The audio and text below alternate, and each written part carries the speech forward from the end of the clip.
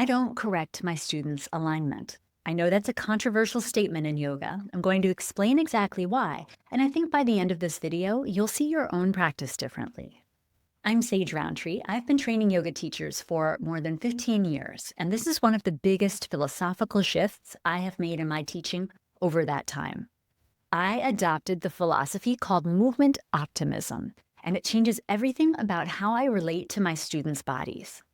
If you're interested in what it means to teach yoga from this perspective, I have a free mini course called Find Your Teaching Voice, link in the description.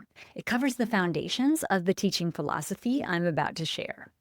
Okay, let's get into it. Here's how most of us were trained. The teacher's job is to watch the room, identify what's wrong with the student's alignment, and fix it. Knees over ankles, hips square, shoulders down.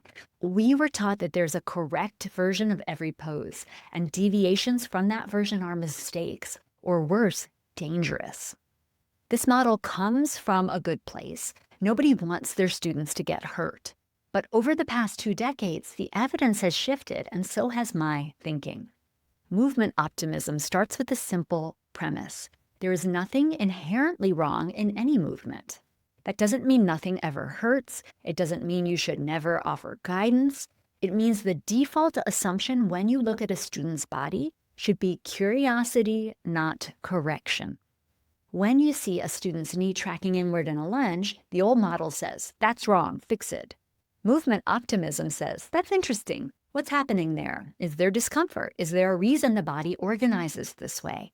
What would happen if I offered an option rather than a correction? Your language shifts. You stop saying, don't do that, and start saying, you might try this. You stop correcting and start inviting. The difference is enormous, both for the student and for you. Your stress level drops. When you believe your job is to catch every misalignment in the room, you're in surveillance mode. You're anxious, you're scanning, you're performing a job that is frankly impossible with 20 bodies moving at once in your class. When you shift to movement optimism, you can breathe. You can actually be present. Your students feel safer. Nobody likes being singled out and corrected. Even well-intentioned adjustments can make a student feel like they're doing yoga wrong, which is a very quick way to make them never come back.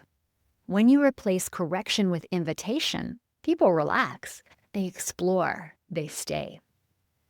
When students aren't being corrected, they develop something much more valuable than external alignment, internal awareness. They start listening to their own bodies. They start making choices based on what they feel, not what they're told. That's the real goal of yoga practice, isn't it? Not to look like a picture, to be present in your own body and to trust what you find there. This is the first thing people ask, and it's a fair question. Movement optimism does not mean you ignore pain.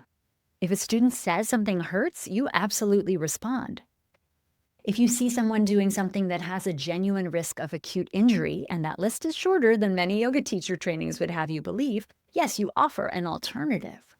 What you stop doing is preemptively correcting things that aren't causing problems, based on aesthetic standards that have nothing to do with the student's actual experience in their body.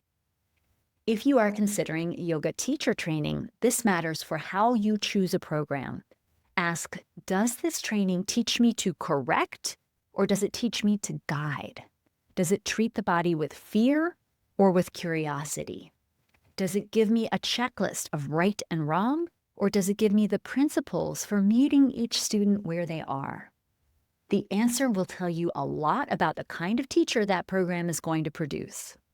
I know this is a hot topic. Where do you land? Do you think alignment corrections are essential, or do you lean toward a more exploratory approach? I would love to hear your perspective in the comments. If this way of thinking about teaching resonates, you would love Find Your Teaching Voice. It's my free mini course that covers the foundations of student-centered teaching. Link is in the description.